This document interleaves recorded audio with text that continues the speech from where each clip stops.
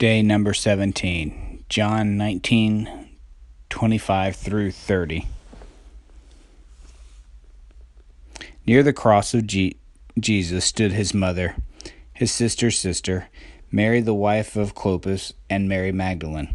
When Jesus saw his mother there, and the disciple whom he loved standing nearby, he said to her, "Woman, here is your son," and to the disciple, "Here is your mother." From that time on, this discipline took her into his home. Later, knowing that everyone had now been finished, and so that the scripture would be fulfilled, Jesus said, "I am thirsty." A jar of wine vinegar was there, so they soaked a sponge in it, put the sponge on a stalk of the hyssop plant, and lifted it up to Jesus' lips. When he had received the drink, Jesus said, "It is finished." With that, he bowed his head and gave up his spirit. Perhaps in Tech athletic history caused more of a stir than did Coach Pepper Rogers' perm. It took his mama to kill it. Rogers was a backup quarterback and place kicker on Georgia Tech's 1952 national championship team.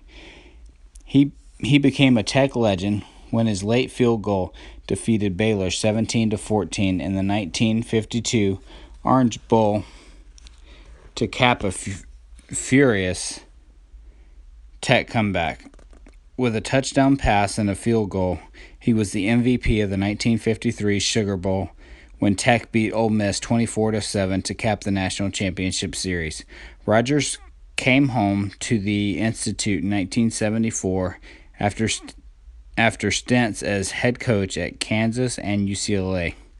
He coached the Jackets for 6 seasons and was inducted into the Georgia Tech Hall of Fame in 1970.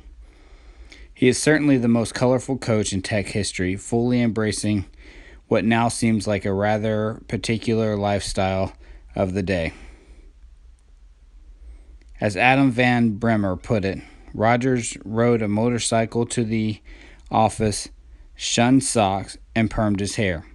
Tech fans generally could handle the motorcycle and the rest, but that perm just didn't sit well with the faithful. They often groused. Bear Bryant didn't wear no perm. Rogers steadfastly refused to change his do, however, until after his signature win, a 23-14 upset of 11th-ranked Notre Dame in 1976, during which Tech didn't attempt to pass. As Rogers' mother Louise filed out of Grant Field after the game, she heard a woman say, "That was a good win, but I still don't like Pepper's hair." Miss Louise retorted, "Maybe he doesn't like your hair." "Who are you?" the woman shot back. Then came the answer that doomed the perm. "Well, I'm his aunt." That his own mother wouldn't claim him because of his hair dismayed the coach. "That was the demise of my permanent," he said. "I cut my hair the next day." Mamas such as Miss Louise often face conflicts and problems in dealing with and standing by their children. No mother in history, though, has faced a challenge to match that of Mary, whom God chose to be the mother of Jesus. Like mamas and their children throughout time, Mary experienced both joy and perplexity in her relationship with her son. To the end, though, Mary stood by her boy. She followed him all the way to his execution, an act of love and bravery since Jesus was condemned as an enemy of the Roman Empire. But just as mothers like Mary, and perhaps yours, would apparently do anything for their children, so will God do anything out of love for his children.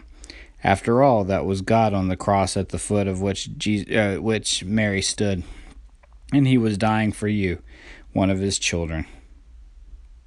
Everyone should find time to write and go see their mother. I think that's healthy. Bear Bryant. Mamas often sacrifice for their children, but God, too, will do anything out of love for his children, including dying on a cross.